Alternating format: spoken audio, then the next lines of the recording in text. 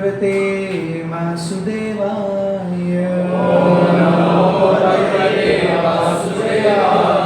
नारायणं नमस्कृत्य नरं चैव नरोत्तमं देवीं सरस्वतीं व्यासं ततो जयमुदीरये। नष्टप्रायेषु अभद्रेषु नित्यं भागवत सेवया भगवते उत्तमश्लोके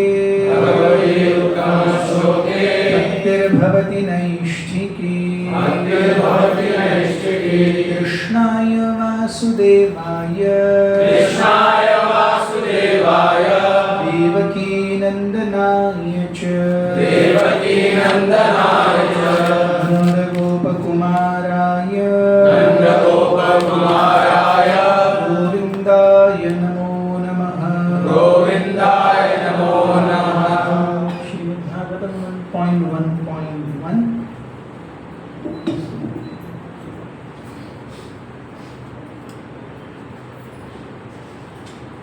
तो आप सभी का बहुत स्वागत है आज के इस प्रातःकालीन भागवतम कक्षा में। हम देखते हैं कि भागवतम की जो शुरुआत है ये एक तरीके से भगवान का डेफिनेशन है। भगवान कौन है? तो भगवान कौन है यहाँ हमें पता चलता है। ये भगवान है जन्मादि यस्य यतः, यहाँ से सारी सृष्टि, सारी उत्पत्ति, सारा मेंटेनेंस, लय होता है, वो भगवान है। अन्वयाद इतरतश्च अर्थेषु indirect and directly, directly and indirectly for all creation, maintenance and destruction, Krishna is responsible. Direct way also, indirect way also. अभिज्ञः, वो सब कुछ जानते हैं इस भौतिक सृष्टि के चप्पे चप्पे में जो कुछ भी हो रहा है। हालांकि हमारे हृदय में हम क्या सोच रहे हैं वो हमसे पहले भगवान है। इतना भगवान का कंट्रोल है। स्वराट, वो जो चाहिए कर सकते हैं। तेने ब्रह्म हृदय यह आदि कवि, उन्होंने ब्रह्मा जी के हृदय में वैदिक ज्ञान दिया। कैसा है वो वैदिक ज्ञान? मुह्यन्ति यत् सूरयः, बड़े बड़े दार्शनिक भी कल्पना से जान नहीं सकते इस सही वैदिक ज्ञान का निष्कर्ष क्या है। तेजो वारी मृदाम यथा विनिमयो यत्र त्रिसर्गो अमृषा, इस भौतिक जगत में तेजो अग्नि, वारी पानी, मृदाम भूमि, यथा विनिमय, देयर इंटरेक्शन, यस, यथा विनिमय, यस, विनिमय इज इंटरेक्शन। यत्र त्रिसर्गो अमृषा, जिससे ये तीनों लोग बने हैं, ऐसा लगता है जैसे फैक्चुअली लगता ही नहीं है कि माया है। माया इतनी परफेक्ट है कि ये लगता ही नहीं कि ये माया है, अमृषा। लेकिन इससे परे धामना स्वेन सदा निरस्तकोगम सत्यम परम धीमहि, भगवान अपने चिरंतन गोलोक वृंदावन या वैकुंठ धामों में रह करके इस भौतिक जगत के कुहकम अंधकार को नष्ट करते रहते। सो ये है भगवान, ये है उनके कार्य, ये है वो करते रहते हैं, ये उनके लक्षण हैं। सो श्रील प्रभुपाद जी, हम देखते हैं, हमें बहुत सुंदर रूप से बताते हैं कि हमने कुछ पैराग्राफ्स देखे बहुत अच्छे से।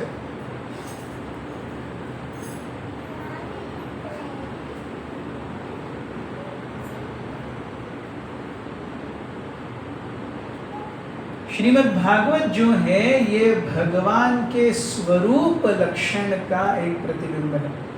भगवान की अंतरंगा शक्ति से श्रीमद् भागवत आया है। सो इस श्रीमद् भागवत को कभी भी ये एक लिखित ग्रंथ है ऐसा नहीं समझना चाहिए। भागवतम के लेटर्स ये भगवान से अभिन्न है। जैसे शब्द रूप में भगवान आते हैं तो वो मंत्र कहलाते हैं। जब लेटर रूप में, लिखित रूप में भगवान आते हैं तो वो भागवतम या शास्त्र कहलाते हैं। जब मेटल या पेपर के रूप में भगवान आते हैं, फोटो के रूप में भगवान आते हैं तो वो विग्रह कहलाते हैं भगवान ही। जब व्यक्ति के रूप में भगवान आते हैं तो वो गुरु कहलाते हैं भगवान ही। कोई अंतर नहीं है। सो भागवतम जो है वो भगवान की अंतरंगा शक्ति का एक बाह्य रूप है। It is non different from the supreme personality of godhead.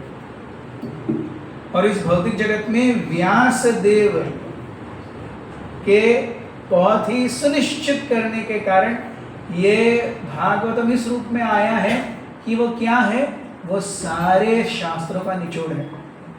इसे हम आगे भी देखेंगे कि किस प्रकार से जब वेदव्यास जी सारे ग्रंथों का निरूपण करके भी सारे वेदों को 4 भागों में विभाजित करके 18 पुराणों में विभाजित करके 108 उपनिषदों में विभाजित करके भी ही इज नॉट सेटिस्फाइड, वो खुश नहीं है। तब नारद मुनि आते हैं और कहते हैं कि आपने भगवान के निष्कलंक प्रभुता को बताते हुए कोई ग्रंथ नहीं लिखा, भगवान की अमर्याद गुणवत्ता को, उनके महात्म्य को वर्णित करते हुए कोई ग्रंथ नहीं लिखा। तो फिर वेद व्यास जी भागवत लिखते हैं। यहाँ पर किसी की भी हम देखते हैं किसी की भौतिक इच्छा की पूर्ति की कोई बात नहीं की गई। वेदों में 80% वेद केवल आपकी भौतिक इच्छा की पूर्ति के लिए बने। वेदव्यास जी की मंशा ये थी कि इस भौतिक जगत में कोई भी भक्त बनने के लिए आता तो नहीं है, लेकिन क्योंकि वेद भगवान से आ रहे हैं तो चाहे उसकी भौतिक इच्छाएं पूर्ण क्यों नहीं हो रही हो, लेकिन भौतिक इच्छाएं पूर्ण करते करते करते करते करते करते एक समय वो उसको समझ में आ जाएगा कि भौतिक इच्छाओं की पूर्ति सुख का कारण नहीं है, और अगर है तो भी वो बहुत ही क्षणिक सुख है, वो तुरंत बदल जाएगा। इसलिए भक्ति का जो प्रथम क्या कहते हैं, प्रथम कैरेक्टरिस्टिक है वो क्लेशाग्नि, दुखों का आत्यंतिक निवारण। ऐसा नहीं कि दुख आएंगे फिर जाएंगे, फिर आएंगे फिर जाएंगे, फिर आएंगे फिर जाएंगे। यस, इमेजिन आपको हर दिन ऑफिस में जाने के लिए आपको सुपीरियर को एक मेल लिखनी पड़ेगी, sir please allow me to sit on my chair. अरे ये काहे का ऑफिस है, रोज आपको मेल लिखना पड़ता है please allow me to sit on my chair. तो वैसे ही आज शरीर की तकलीफ है, सूर्य की पूजा करो, कल फाइनेंस की तकलीफ है, लक्ष्मी की पूजा करो, अरे बच्चा पास ही नहीं हो रहा है, सरस्वती की पूजा करो। तो मतलब ऐसे ये भौतिक जगत बनाया गया है कि हम एक न एक परिस्थिति से जूझते ही रहेंगे। वो जूझने के लिए वेदों में क्या है, रास्ते हैं, लेकिन आत्यंतिक दुख निवृत्ति कहाँ है? तो ये आत्यंतिक दुख निवृत्ति ये भगवान के चरण कमलों की आराधना में, ये निष्कलंक आराधना। ऐसा नहीं कि मैं आराधना कर रहा हूं जिससे मुझे कुछ रिटर्न चाहिए, ऐसा नहीं। तो विदाउट रिटर्न, अहैतुकी अप्रतिहता, अहैतुकी, मुझे भगवान कुछ नहीं चाहिए, ये समझना भी बहुत बड़ी बात है कि मुझे भक्ति से कुछ नहीं चाहिए, मैं केवल भगवान की प्रसन्नता के लिए कर रहा हूं। और अप्रतिहता, चाहे सब कुछ मेरे हिसाब से हो या न हो, मैं भक्ति के अंगों का पालन करता ही रहूंगा। That is unscrupulous way of, that is the best way of thinking about Bhagavat, reading Bhagavat. इनको बाहर लेके जा सकते हैं प्लीज।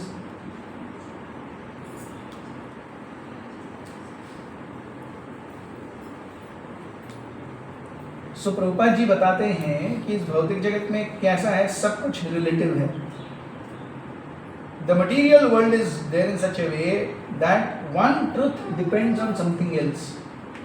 एक सत्य दूसरे सत्य पर आधारित है।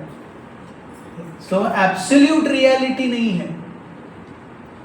मैं छाता लेके क्यों बाहर जा रहा हूं? क्योंकि बाहर बारिश है, मैं छाता लेके बाहर जा रहा हूं, ये सत्य है। ये सत्य किस सत्य पर आधारित है? क्योंकि बाहर बारिश हो रही है। तो एक सत्य दूसरे सत्य पर आधारित है। यस, वैसे ही इस भौतिक जगत में सब कुछ रिलेटिव है। किसी के लिए कुछ अच्छा है तो दूसरे व्यक्ति के लिए वही चीज बुरी हो सकती है। लेकिन एब्सोल्यूट सत्य क्या है? एब्सोल्यूट सत्य भगवान है। उस एब्सोल्यूट सत्य को एब्सोल्यूट रूप से जानना, उसके लिए हमें प्रकृति के 3 गुणों से ऊपर आना पड़ेगा। जब तक हम प्रकृति के गुणों का निवारण नहीं करते अपनी चेतना से, तब तक हम भगवान एब्सोल्यूट हैं, लेकिन उन्हें एब्सोल्यूटली समझ नहीं सकते। सो जिस प्रकार से हमें बताया जाता है कि हमारी इंद्रियां अपूर्ण हैं, हमारी इंद्रियां क्या हैं? अपूर्ण हैं। सो अगर हम बर्फ के ऊपर अपना हाथ रखेंगे 2 मिनट, सारी नसें सुन्न हो जाएंगी। उसके बाद उबलते पानी में हाथ डालो, कुछ नहीं लगेगा, क्योंकि नसें सुन्न हैं। वो नसें जो गर्मी और पेन का जो ये करती हैं, वो सुन्न है। It is like anaesthesia. तो इसका मतलब ये नहीं है कि पानी गर्म नहीं है, इसका मतलब ये नहीं कि हाथ नहीं जलेगा। हाथ जलेगा, पानी गर्म है, लेकिन हमें उसका अनुभव नहीं हो रहा है। यही माया है। उसी प्रकार से हम हर दिन मृत्यु के पास जाते जा रहे हैं। समय हमारे शरीर को जर्जर वृद्ध करेगा ही करेगा, लेकिन हमें वो समझ में नहीं आ रहा है। हमारे जो आध्यात्मिक नसें हैं, जो हमें भगवान की प्रचीति कराती हैं, भगवान का साक्षात्कार कराती हैं, माया नामक बर्फ ने उन्हें क्या कर दिया? सुन्न कर दिया। तो क्या कर रहे हैं? हमें अंडरस्टैंडिंग नहीं है भगवान की। सो ये जो शुद्ध गुणगान है भगवान का भागवतम के रूप में, ये शुद्ध गुणगान सुन करके धीरे धीरे धीरे धीरे चेत एतै अनाविद्धम स्थितम सत्वे प्रसीदति। हृदय क्या है? ये जो प्रकृति के गुणों का साझा रूप है, उसको भेद करके एटलीस्ट सत्व में जाएगा। अगर हम सत्व में चले गए तो भी हमने बहुत बड़ी बाजी मार ली, बहुत बड़ी बाजी मार ली। हम सत्व तक पहुंच ही नहीं पाते। yes. हम अगर भागवतम को पढ़ते भी हैं, माला लेते भी हैं, तो भागवतम पढ़ते नींद आती है, माला लेते नींद आती है। सोचिए, माला भगवान का नाम शुद्ध है, लेकिन माया अभी हमारे लिए उससे ज्यादा पावरफुल है। हम सोचते हैं भगवान सबसे पावरफुल है, लेकिन बद्ध अवस्था में माया हमारे लिए सबसे पावरफुल है। क्यों? क्योंकि हमको डुबाती रहती है। अभी के लिए yes, it is exactly like बच्चा बड़ा होकर के आईआईटी जब जाना चाहेगा, यस, अपने आप को आईआईटी डायरेक्टर के दिए हुए क्या वो एग्जामिनेशंस और शेड्यूल सिलेबस के अंडर डालना चाहेगा, लेकिन अभी वो 10वीं में है। उसको स्कूल का प्रिंसिपल ज्यादा महत्वपूर्ण है आईआईटी के डायरेक्टर से। वो करना चाहता है आईआईटी, यस। आगे जा करके जब वो 12वीं पास करेगा, जेई मेंस एडवांस सब करेगा, तब वो डायरेक्टर के अंडर जाएगा। लेकिन अभी वो किसके अंडर है? प्रिंसिपल के अंडर। माया तद व्यपाश्रय, यस, भगवान है, लेकिन हमारा रियलाइजेशन, यस, वेद व्यास जी का रियलाइजेशन 2nd कैंटो में, भगवान है और माया उनके अधीन खड़ी है। ये दोनों चीज वेद व्यास जी देखते हैं। सो अगर हम केवल भगवान कृष्ण को देखने का ख्वाब रख रहे हैं, तो ये ख्वाब ही रहेगा। हम भौतिक जगत में हैं, माया दिखेगी ही दिखेगी। अगर माया दिख रही है तो वो सही चीज है। अगर माया नहीं दिख रही है, केवल भगवान आके बच्चा तो कैसा है, फालतू है वो, उसका कोई वैल्यू नहीं है। We are not on that level. हम उस स्तर पर नहीं है। पहले माया से जूझना पड़ेगा, प्रकृति के 3 गुणों से जूझना पड़ेगा, यस, तब भगवान के यहाँ कुछ तो। That is like IIT and JEE advanced means अभी भी भौतिक जगत, आध्यात्मिक जगत में प्रवेश नहीं हुआ है। So we should not falsely think ourselves, वो कृष्ण का हरे कृष्ण महामंत्र का जप करते हैं तो हम मुक्त हैं। नहीं, कहाँ मुक्त हैं? अगर मुक्त होते तो नींद नहीं आती। अगर मुक्त होते तो 16 के साथ में और 32 और 64, ये इच्छा रहती। हमने एग्जाम्पल दिया था ना आइसक्रीम का, एक के बाद एक के बाद एक के बाद एक, गोलगप्पे एक प्लेट लगाओ और एक प्लेट लगाओ और एक प्लेट लगाओ, पाव भाजी एक पाव भाजी खाओ, फिर और एक पाव भाजी खाओ, एक्स्ट्रा पाव मंगाओ। वो रस है, जहां रस है वहां अपने आप और चाहिए, ये दिल मांगे। सो अभी भागवतम दिल मांगे मोर है क्या? यस। 16 माला दिल मांगे मोर है क्या? नहीं। So none of us should think we are advanced. We are only going through the process of purification. Yes, that is the fastest mode of purification. Yes. और जब भी भगवान का प्रथम साक्षात्कार होगा, पहले माया दिखेगी, तभी साक्षात्कार मानिए, अन्यथा मनोभ्रम है, ये भी जानिए। Yes, मैंने राधा रानी को देखा, मैंने कृष्ण को देखा, टाइम पास है, उससे कुछ नहीं होता है। yes. रात को एक दिन सोते वक्त ज्यादा कृष्ण बुक पढ़ के सो गए तो भगवान की दया से कुछ तो याद आ गया, फिर दूसरे दिन सुबह उठ करके फिर से स्टॉक देखेंगे। yes.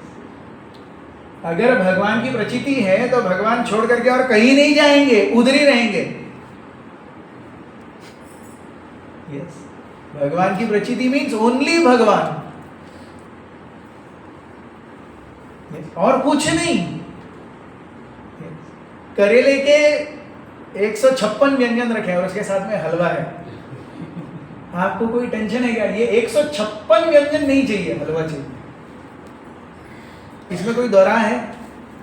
आपको सोचना पड़ेगा, अरे इतने व्यंजन है, कुछ तो चेक करता हूँ, सब करेले के, कुछ तो चेक करता हूं, कुछ तो भाएगा, पहले हलवा लेता हूं।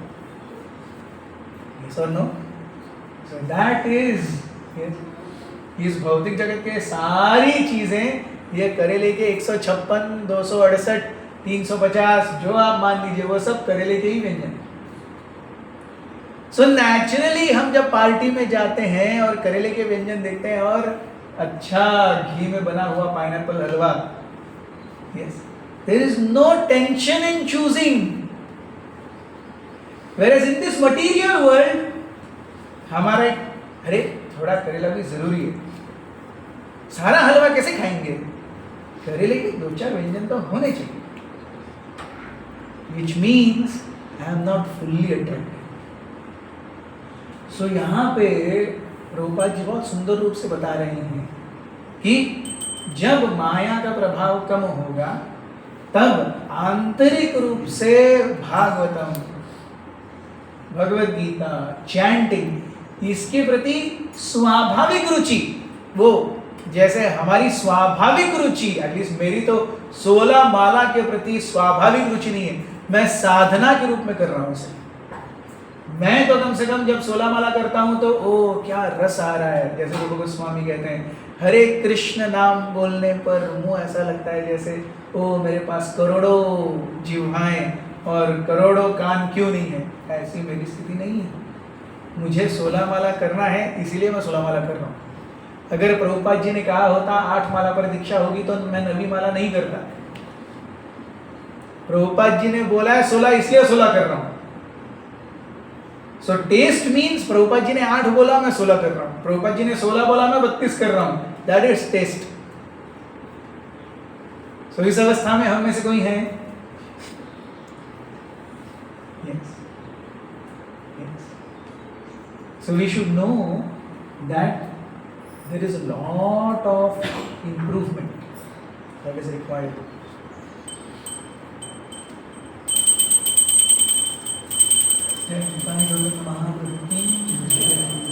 प्रभुपाद जी बताते हैं कि किस प्रकार से भगवान आध्यात्मिक हैं, वो गोलोक वृंदावन में अपने भक्तों के साथ में लीलाएं करते रहते हैं। इस भौतिक जगत की निर्मिति कैसे होती है? जैसे प्रभुपाद जी बताते हैं, एक आर्किटेक्ट या एक इंजीनियर खुद, हालांकि वो डिजाइन करता है बंगले को, लेकिन वो खुद आकर के ईंट और सीमेंट चूना नहीं लगाता, वो कॉन्ट्रैक्टर को बोलता है। कॉन्ट्रैक्टर भी खुद नहीं करता, कॉन्ट्रैक्टर मजदूरों से कराता है। उसी प्रकार से आध्यात्मिक जगत को भगवान खुद चलाते। भौतिक जगत के लिए भगवान ने एक कॉन्ट्रैक्टर रखा है। कौन है कॉन्ट्रैक्टर? माया, दुर्गा। यस, छाये वयस्य भुवनानि विभर्ति दुर्गा इच्छानुरूपमपि यस्य सृष्टि स्थिति प्रलय साधन शक्ति रेखा छाये वयस्य भुवनानि विभर्ति दुर्गा इच्छा अनुरूपमपि यस्य च चेष्टते सा गोविंदमादि पुरुषम। सो भगवान ने इस भौतिक जगत के लिए कॉन्ट्रैक्टर रखा हुआ है, आप चलाओ भाई। सो बहुत बड़ा धनी आदमी बहुत कुछ करता है, लेकिन खुद वो कैसे कंट्रोल करता है? अपने पैसे की ताकत से सारी चीजों को कंट्रोल करता है। भगवान अपनी शक्ति से सारी चीजों को कंट्रोल करते हैं। Third canto Bhagavatam. यस, मेरी शक्ति से सूरज जल रहा है, मेरी शक्ति से वायु बह रही है, मेरी शक्ति इसके कारण, मेरे भय के कारण सूर्य प्रज्वलित है, मेरे भय से वायु बह रही है, मेरे भय से समुद्र एक जगह पर आकर के रुका हुआ है। सोचिए, समुद्र में इतना पानी है, वो 5 किलोमीटर आगे नहीं बढ़ सकता क्या? आराम से बढ़ सकता है ना, इतना पानी है। यस, समुद्र 5 किलोमीटर, वो क्यों उधर ही है? वो इतना बुर्र करके आता है, उधर ही पीछे चला जाता है। 10 फुट आगे जाता है, पीछे चला जाता है, 10 फुट आगे चला जाता है, पीछे चला जाता है। यस, किसने रोका है वहां पे? भगवान ने रोका है। सब कुछ दिशाएं हैं मेरे भय से, सीजन्स चेंज होते हैं मेरे भय से। कपिल देवावती संवाद में बहुत स्पष्ट रूप से कपिल देव बताते हैं। तो जैसे एक धनी आदमी अपने पैसे की कीमत पर सब कुछ कंट्रोल करता है, भगवान भौतिक सृष्टि को भय से कंट्रोल करते हैं। चाहे वो ब्रह्मा जी ही क्यों ना हो, उनके अंदर भय है। और जितनी वो योनियां नीचे चली जाती हैं, भय ज्यादा होता है। हम देखते हैं पक्षी आकर के जब मरेगा, इधर उधर देखेगा, फिर एक दाना खाएगा, इधर उधर देखेगा, फिर एक दाना खाएगा, फिर इधर उधर देखेगा, फिर एक दाना खाएगा। उसको 2 दानों के बीच में भी भय है कि कोई आके खाएगा या नहीं, कोई आके मुझे लेके जाएगा। 2 दानों के बीच में भी उसे भय है। हम ऐसे भय नहीं करते, हम खाते रहते हैं, मस्त पीते रहते हैं, सोते रहते हैं, कुछ तो हो गया, अरे आक्रमण। अभी तो वो भी स्थितियां कम हो गई हैं, पहले लड़ते रहते थे लोग। यस, अभी ऐसा भी नहीं है कि कोई आकर के मुझे जान से मार डालेगा। यस, सो जितना ये आगे जाता है, कुछ नहीं तो मृत्यु का भय है। और भय है, अगर भय नहीं होता तो हम घर में नहीं रहते, अगर भय नहीं होता तो हम बैंक बैलेंस नहीं करते। ये सब भय का कारण है। बैंक बैलेंस क्यों है? कल क्या हो किसने जाना, भय है। 4 दीवारी और बेल और डोर क्यों है? भय है। ये सब भय है। यस, सो भय के कारण ये भौतिक जगत चलता है, हम भी भय के कारण चलते हैं। कहीं ना कहीं हम रेगुलेटिव प्रिंसिपल फॉलो कर रहे हैं, क्योंकि अरे नहीं तो नरक जाएंगे, ये भी भय है, इसीलिए रेगुलेटिव प्रिंसिपल फॉलो कर रहे हैं। यस, अगर कल भगवान का नया भागवतम आए, बोले जो गोवा में है रोज 4 पैग विस्की पीना ही चाहिए, नहीं तो नरक जाएगा, है? जो गोवा में उसके लिए खास रूल, 4 पैग विस्की नहीं पिएगा तो नरक जाएगा। फिर तो हम 8 पिएंगे।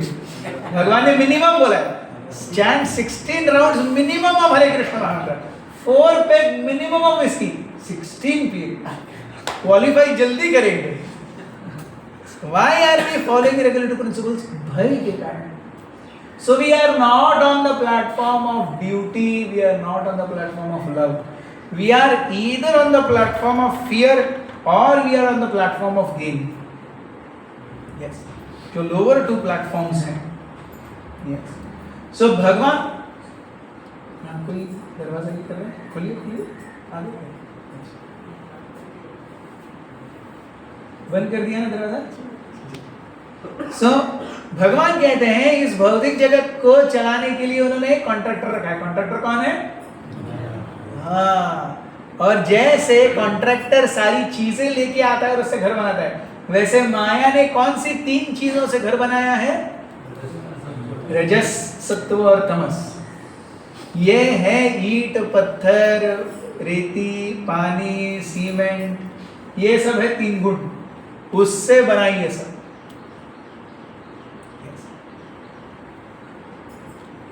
सो इसलिए भगवान जो हैं अपने भक्तों को और अपने धाम को, धामना स्वेन, सो इस भौतिक जगत के लिए, सो हम इसमें से कौन सी चीज पर चर्चा कर रहे हैं, अभी कौन बताएगा?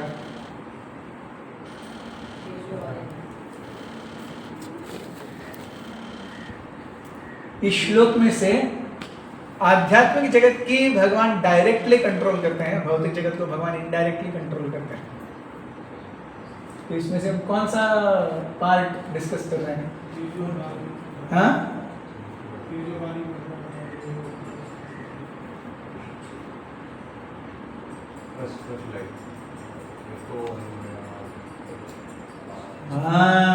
अन्वयाद इतरतश्चार्थेषु, directly and indirectly. So directly he controls spiritual world, indirectly he controls material world through the agency of Maya. But Maya is step by step following Krishna. कितना फॉलो करती है माया कृष्ण को? जैसे परछाई फॉलो करती है हमें। सो जैसे हमें परछाई का कोई सुध-बुध रहता है क्या, वो अपने से चलते रहते हैं हमारे साथ, उसका कोई टेंशन नहीं है। वैसे माया भगवान की हर इच्छा की पूर्ति करेगी, भगवान को इसका टेंशन भी नहीं है। ये भगवान का कंट्रोल है। हम सारी चीजें करते हैं लेकिन फिर भी भय है, मैंने सब कुछ कर लिया लेकिन कुछ भी इधर उधर हो सकता है। भगवान को ऐसा कोई, there is no concept. Maya follows Krishna exactly like the shadow follows a person without any extraneous efforts। कुछ नहीं करना पड़ता व्यक्ति को। तो ये हम कर रहे हैं। अन्वयात इतरतश्च, अन्वय डायरेक्ट, इतरत इनडायरेक्ट। अन्वयात इतरतश्च अर्थेषु।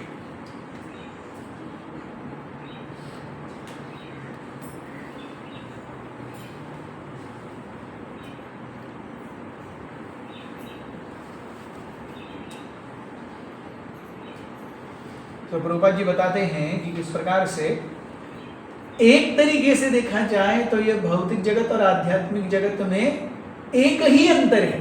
क्या वो अंतर है? भौतिक जगत में और आध्यात्मिक जगत में एक ही अंतर है। ये भौतिक जगत भी वैकुंठ बन जाएगा, एक ही कंडीशन है। What is that condition? What is that condition? भौतिक जगत और आध्यात्मिक जगत में क्या अंतर है? अच्छा ठीक है, हिंट वहां के निवासियों के बारे में। भौतिक जगत और आध्यात्मिक जगत में क्या अंतर है with respect to the inhabitants of material world and spiritual world? हाँ, भौतिक जगत में और आध्यात्मिक जगत में एक ही अंतर है। आध्यात्मिक जगत में हर कोई भगवान की प्रसन्नता के लिए कार्य करता है, भौतिक जगत में हर कोई स्वयं की प्रसन्नता के लिए कार्य। इतना ही अंतर है और कोई अंतर नहीं है।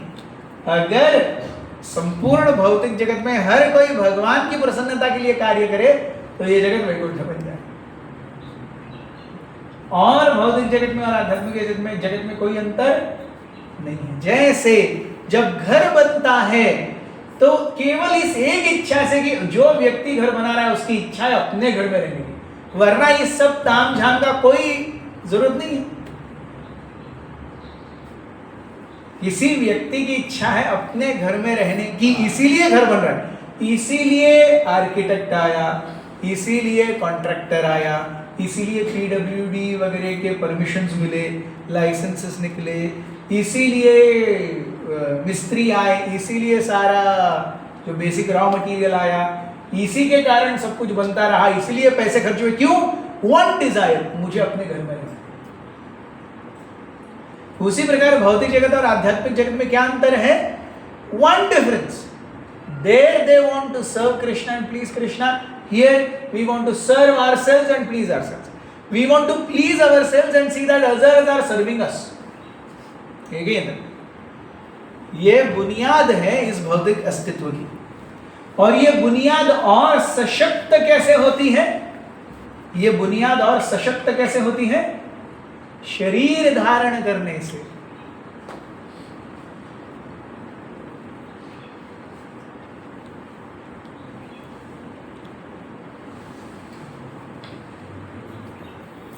ये बुनियाद जो है कि सब कुछ मेरे लिए है, ये सशक्त कैसे हो रहा है? शरीर धारण करने से। शरीर ही वो माध्यम है जिससे हम अपना प्रभुत्व जताना चाहते हैं।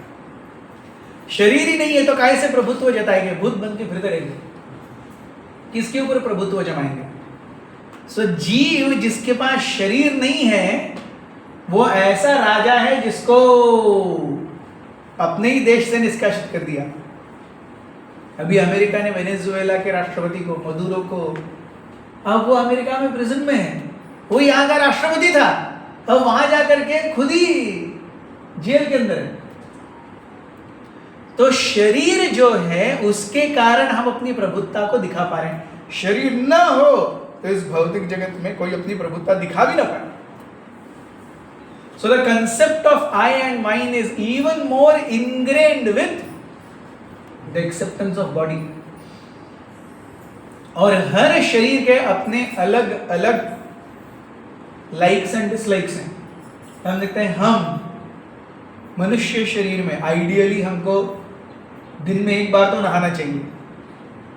यस, जो पाश्चात्य देशों में है और ऐसी अवस्थाओं में है जहाँ पर पानी ही नहीं है, ऐसी जगहों पर लोग नहाते ही नहीं है। ठंडी है इतनी कि लोग नहाते ही नहीं है। हमारे यहाँ पर कम से कम ऐसी परिस्थितियाँ हैं कि बाबा कितना भी ठंडा हो, कितना भी गर्मा हो, व्यक्ति दिन में एक बार नहा लेगा। सोचिए, नहाते ही नहीं है लोग। कुत्ता, बिल्ली, इवन गाय, गाय के ऊपर आप पानी मारिए वो भाग जाएगी, उसको नहाना बिल्कुल पसंद नहीं करेगा। कुत्ता बिल्ली को नहाना पसंद है क्या? पानी मारिए बिल्कुल वहां रुकेंगे ही नहीं, पानी से भाग जाएंगे। तो जिस प्रकार की योनियां हैं उसके हिसाब से उनको क्या है? आनंद दिया जाता है। तो हम पिज्जा, बर्गर या फिर हलवा खाएंगे, लेकिन वही कुत्ता बिल्ली अभी खाने लगे हैं, लेकिन आइडियली वो उनका खाना नहीं है। हलवा वगैरह ये उनका खाना नहीं है। आजकल बेचारों को कहीं भी कुछ भी नहीं मिलता है, इसलिए वो खाते हैं। पहले इनको इतना अच्छे से पालतू रखा जाता था।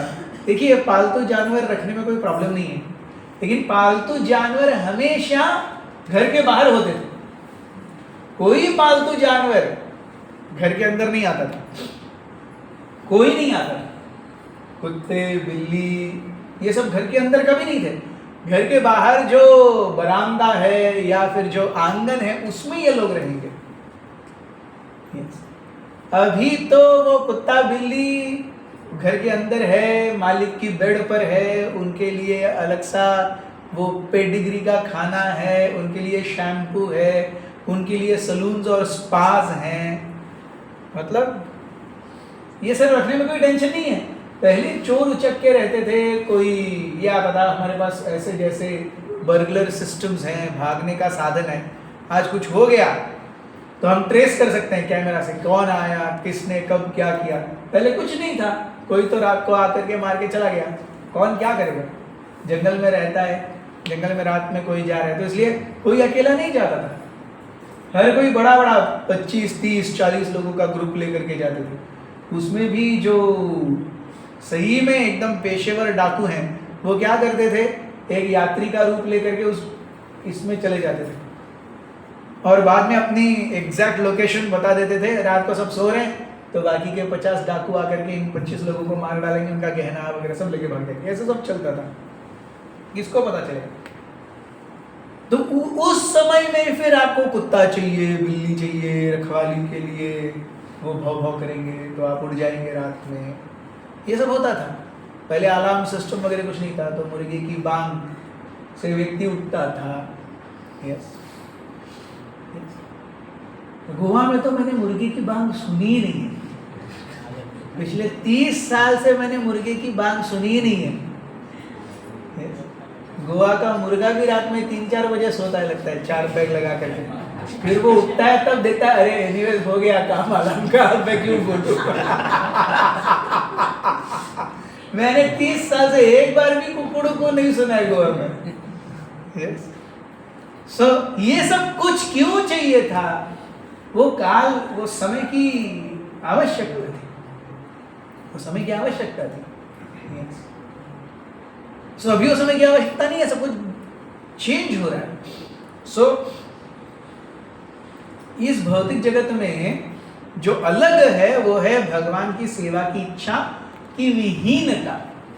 जैसे प्रभुपाद जी को भक्ति सिद्धांत सरस्वती ठाकुर बोले, जब प्रभुपाद कह रहे हैं what will your Krishna consciousness do, we are still not independent, हमें स्वतंत्र होना चाहिए, उसके बाद हम आगे भक्ति में कुछ करेंगे।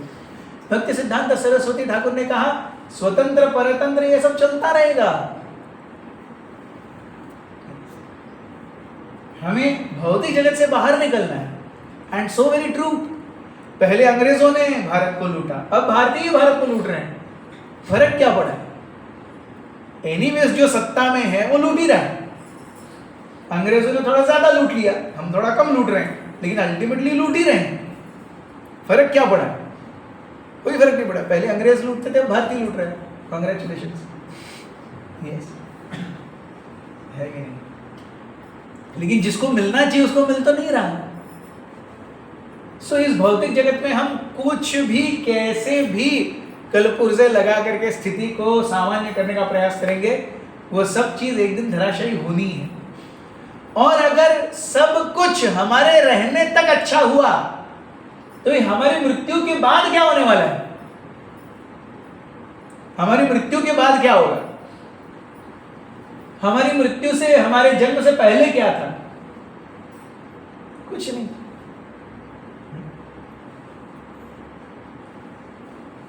मराठी में एक बहुत प्रसिद्ध कवि होकर के भास्कर रामचंद्र तांबे, उन्होंने बहुत सुंदर कविता लिखी है।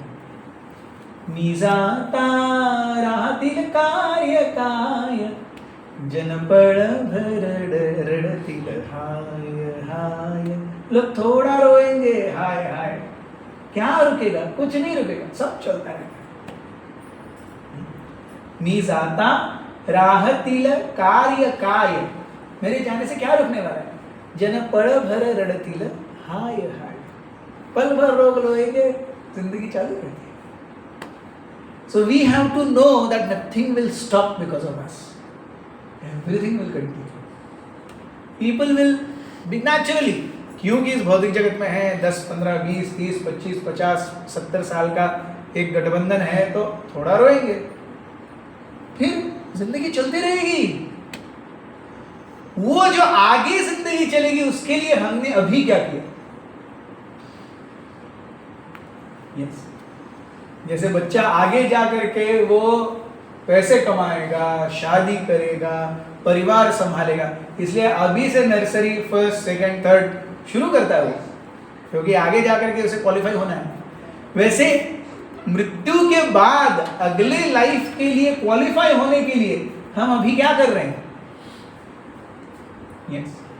सो ये भौतिक जगत जो है ये क्या है? ये स्वर्ण के एक छोटे से 2 ग्राम, 10 ग्राम, तोले, 2 तोले के जैसा है। आध्यात्मिक जगत क्या है? गोल्ड माइन है, अमर्याद गोल्ड है वहां। यहां पे गोल्ड के लिए बहुत ज्यादा तकलीफ है, जद्दोजहद करनी पड़ती है, और मिलने पर भी इतना सही मिलता है। वहां अमर्याद है। तो जहां पूरी तरह से स्थिति हमारे विपरीत है वहां हम जमा के बैठना चाहते हैं, और जहां सब कुछ अमर्याद है वहां के लिए कोई इच्छा ही नहीं है। एग्जैक्टली यही माया है, यहीं से निकलने के लिए भागवत बना है।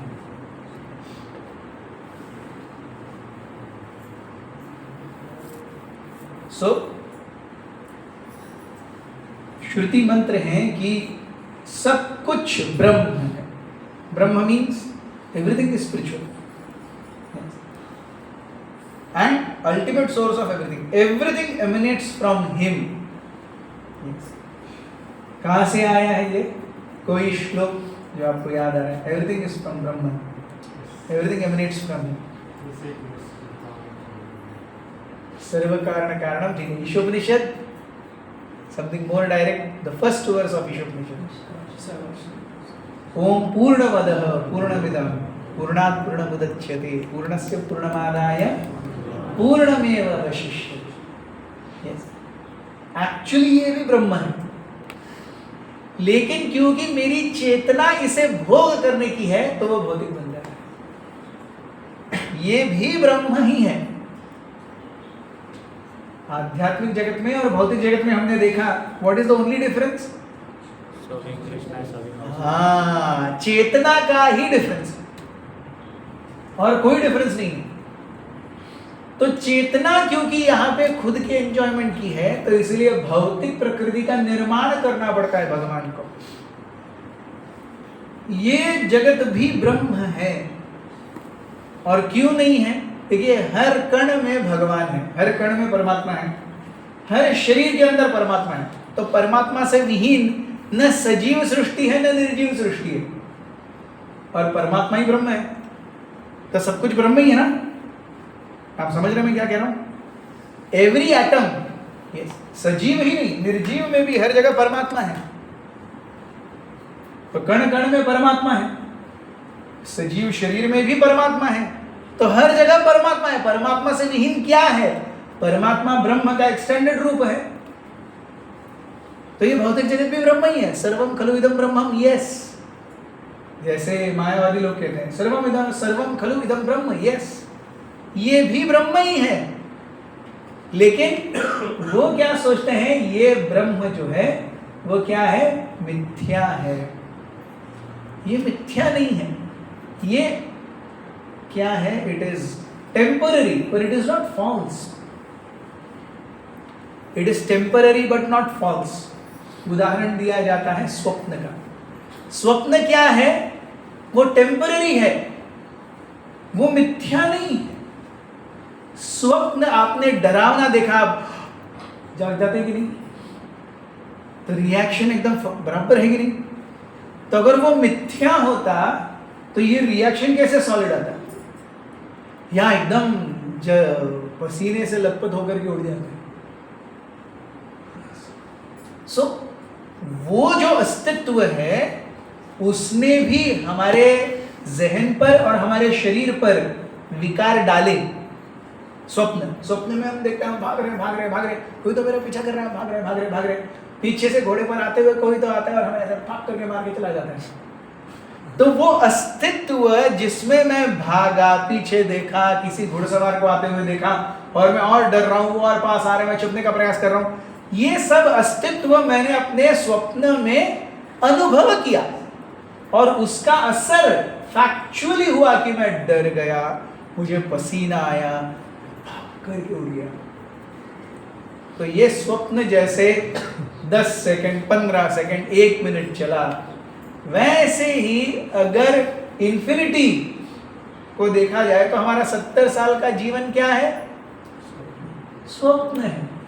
इस स्वप्न को हम बहुत ज्यादा सीरियसली लेके बैठे हैं. इसीलिए भागवतम कहता है भयम द्वितीय अभिनिवेशतः स्यात्. द्वितीय अभिनिवेश, मैंने अपना निवेश, मैंने अपना कॉन्शियसनेस अपने में या भगवान में नहीं डाला, इस शरीर में डाल दिया. मैं शरीर हूं और इस शरीर से जुड़े हुए सब मेरे हैं. तो मैं स्वामित्व लेके बैठा हूं, इसीलिए भय. जब ये स्वामित्व की भावना चली जाएगी तो भय चला जाएगा. और भय क्यों है? शारीरिक चेतना है, इसीलिए भय.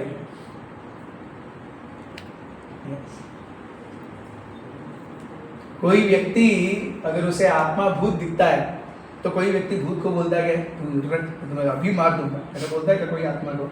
अरे आत्मा को कोई मार नहीं सकता. तो हम आत्मा है, हमें कोई ऐसे मार सकता है क्या? नहीं मार सकता. लेकिन फिर भी हम डरते हैं कोई मार देगा तो मार किसको मार देगा? शरीर को. My consciousness is I am body. That is the root cause of all suffering. That is the basic ignorance. जो मूल प्रॉब्लम है वो क्या है? I am body. and this consciousness will go with the, what do you say, extended study and hearing of Bhagavatam from the right sources. So इस श्लोक में अभिज्ञ और स्वराट ये दो शब्द बहुत ही महत्वपूर्ण हैं. अभिज्ञ यानी भगवान हर कण से, जैसे मैं, मेरे शरीर में और जीवात्मा भी हैं और मैं उन सबको जानता हूं, है कि नहीं. पेट में ड्राउन होता है कि नहीं, तो मैं जानता हूं पेट के अंदर कोई तो कीड़ा ड्राउन किया, दूसरा जीव है. I am conscious of that जीवा. यस. मेरे गले में खराश है, तो कफ क्या है? बेसिकली बैक्टीरिया है. कफ क्या है? बॉडीली मैकेनिज्म है जो अनवांटेड बैक्टीरिया वगैरह अंदर जाना चाहते हैं, वो कफ में चिपक जाते हैं. हमने माउस ट्रैप यूज किया है, चिपकू माउस ट्रैप वैसा रखते हैं, फिर रात में चूहा आता है, उसी में पूरा उसका शरीर गोंद से भर जाता है. हमारा जो कफ है वो हमारे शरीर का माउस ट्रैप है. हमारे घर में हम माउस ट्रैप रखते हैं. कफ जो है वो बैक्टीरिया ट्रैप है. वो बैक्टीरिया शरीर को इन्वेड करने के लिए आते हैं, वो कफ में वक्त करके हम उसको बाहर फेंकते हैं.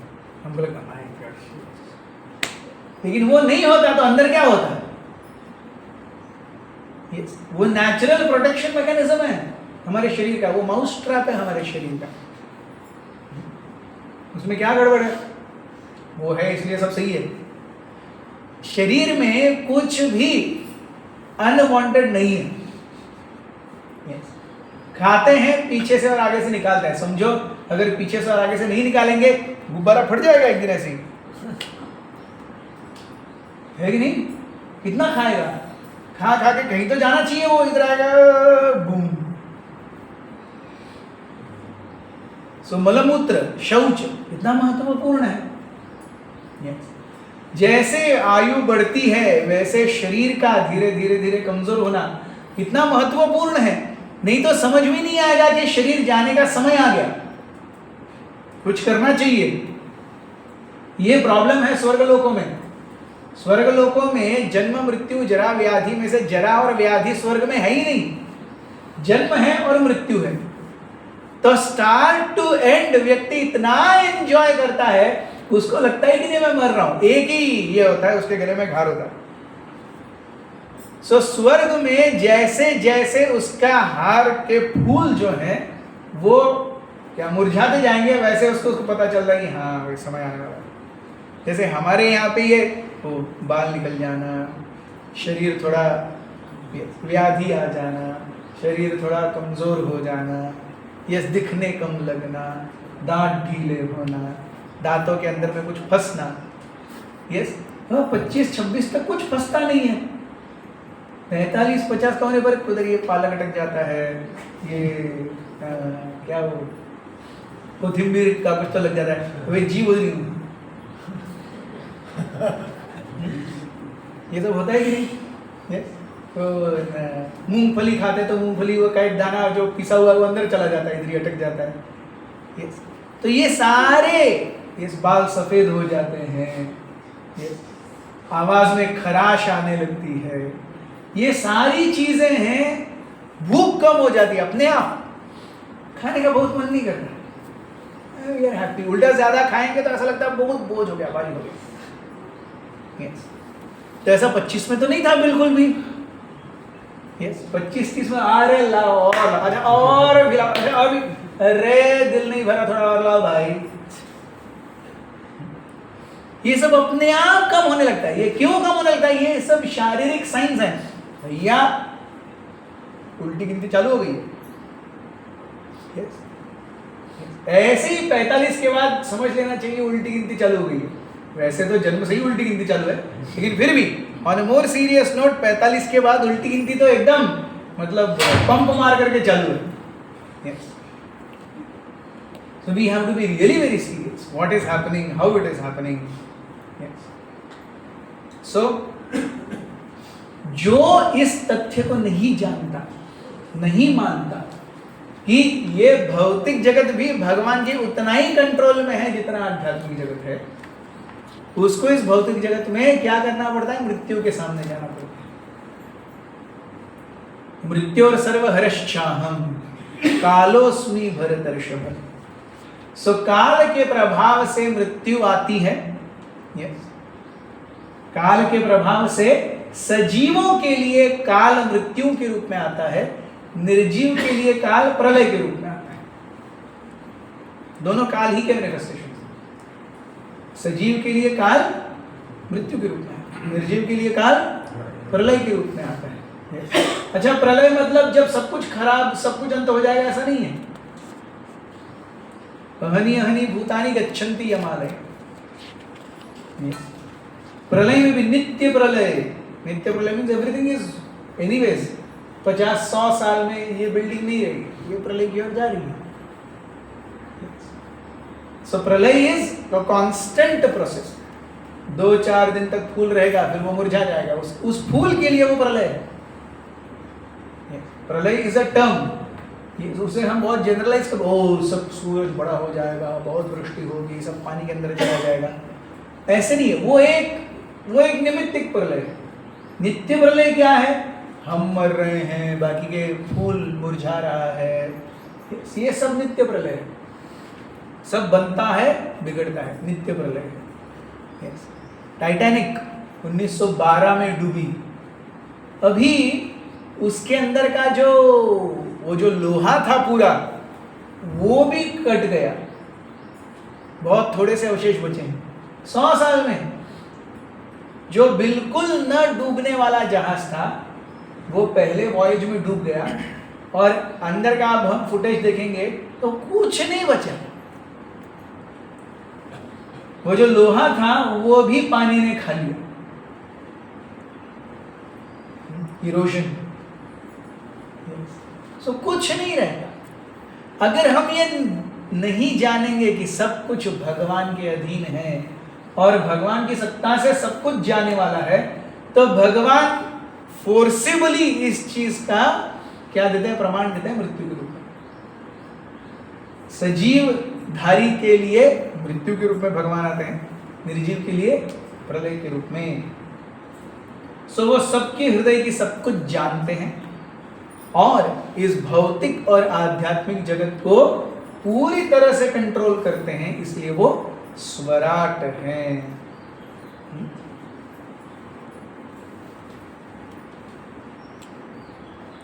इस भौतिक जगत में आध्यात्मिक जगत जैसे संपूर्ण आध्यात्मिक गुणों से ही बना है, लेकिन वहां पर आध्यात्मिक शरीर भी है।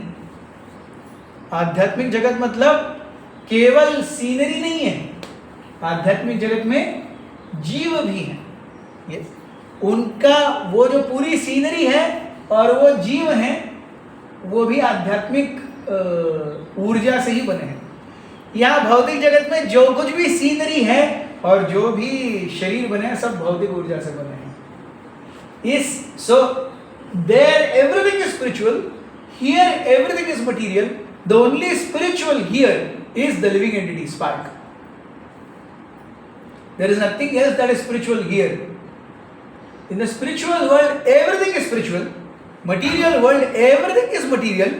The only thing spiritual is Atma. भूमि आप अनल वायु खम मनोबुद्धिरेव च अहंकार इत्यम में भिन्ना प्रकृति रष्टदा अपरियेयमिदं स्तवन्यं प्रकृतिं विद्धि मे पराम जीवभूत महाबाहो ययेदं धार्यते जगत्। सो वो आध्यात्मिक जगत आध्यात्मिक सृष्टि से बना है, आध्यात्मिक द्रव्यों से बना है। ये भौतिक सृष्टि है, भौतिक द्रव्यों से बनी है। इसमें क्या आध्यात्मिक चीज है? आत्मा, और कुछ नहीं। और वो आत्मा, it belongs to the spiritual world, but it is somehow trapped in this material world. इसलिए वो नित्यबद्ध जीव, नित्यबद्ध जीव। सो जीव है आध्यात्मिक, यहां पर जकड़ा हुआ है।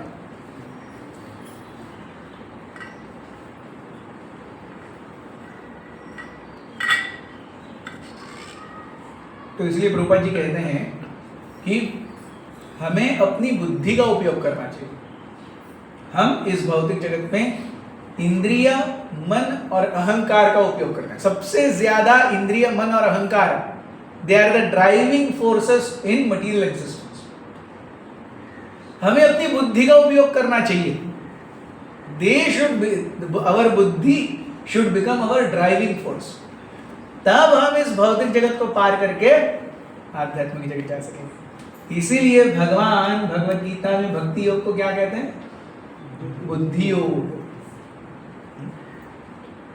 यस, सो बुद्धि मतलब मन और इंद्रियों के चंगुल से निकलना। बोर्ड नहीं है, व्हाइट बोर्ड है क्या? है व्हाइट बोर्ड और मार्कर है? So one small concept we understand and then we will close.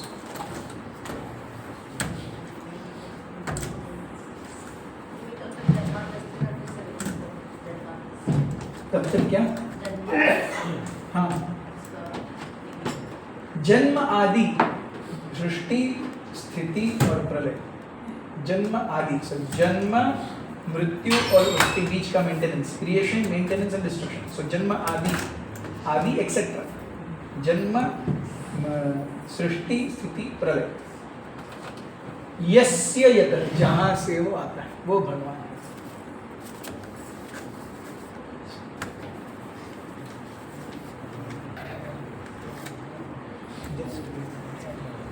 नहीं है? अच्छा, ये परमानेंट मार्कर से लिखा हुआ है। ठीक है, कोई बात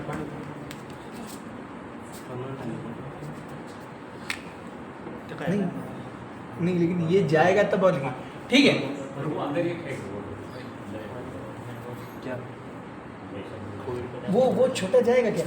वो भी परमानेंट से लिखा हुआ है। सैनिटाइजर लाओ, सैनिटाइजर है। So anyways, see, the bottom most is इंद्रिय, उसके ऊपर है मन, उसके ऊपर है बुद्धि, उसके ऊपर है अहंकार। yes. इंद्रिय, मन, बुद्धि, अहंकार। अब हम क्या कर रहे हैं? अब हम इंद्रिय और मन, इन दोनों का उपयोग कर रहे हैं और अहंकार का उपयोग कर रहे हैं। बुद्धि का उपयोग अभी इस भौतिक जगत में मन के जो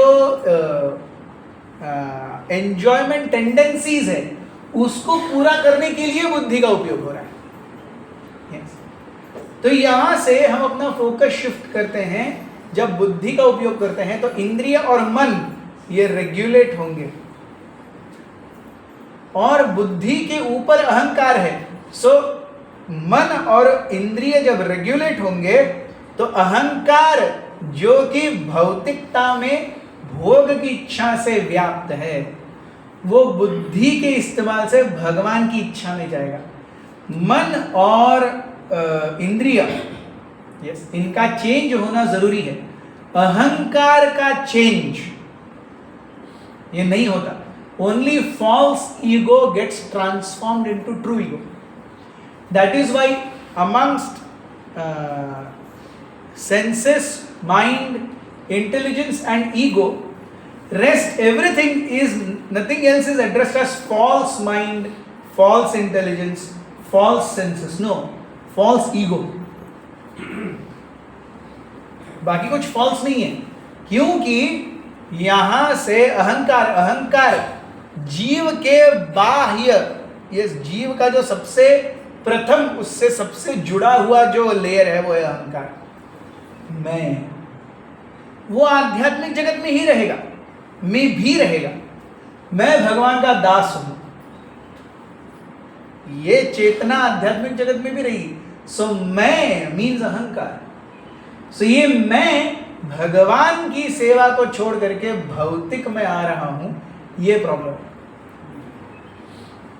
सो मन और इंद्रियों को बुद्धि, बुद्धि रेगुलेट करती है। अल्टीमेटली इस बुद्धि को भी हम यही छोड़ के जाते। जब जीव आध्यात्मिक जगत जाता है केवल आत्मा ही जाती है, मन बुद्धि अहंकार जाते हैं क्या? बुद्धि भी नहीं जाती। So it is exactly like we use logic to go beyond logic. What is spirit? What is spiritual life? We use logic to go beyond logic. उसी प्रकार से ये ट्रांजिशन जो है भौतिकता से आध्यात्मिकता का, क्योंकि आध्यात्मिक जगत का हमें अभी प्रचीति नहीं है, वो स्पर्श नहीं है, तो इसीलिए हम बुद्धि को वाया मीडिया बनाते हैं। वाया मीडिया बना करके मेरे मन और इंद्रियों पर जब नियंत्रण आएगा तो अहंकार जो है अपने आप, क्योंकि मन शुद्ध हो रहा है, अहंकार मन और इंद्रियों को ड्राइव नहीं कर रहा, अभी बुद्धि ड्राइव कर रही है। So they both become purified and the ego, yes, the ego, although it is there, but it does not tend towards enjoyment. अहंकार है लेकिन वो भोग विलासिता की तरफ आकृष्ट नहीं होता। सो अहंकार, बुद्धि, मन, इंद्रिय, इसमें से मन, इंद्रिय, मन और बुद्धि इधर ही रहेंगे। अहंकार आत्मा के साथ जाएगा, वो चेंज नहीं होता, इसीलिए वो फॉल्स से ट्रू हो जाता है। That is why only ego is addressed as false ego. ये जो बुद्धि जिसका उपयोग हम करेंगे भक्त बनने के लिए, वो भी इधर ही रह जाएगी, वो नहीं जाएगी वहां। हम समझ रहे हैं? Thank you very much. Hare Krishna. ग्रंथराज श्रीमद् भागवतम की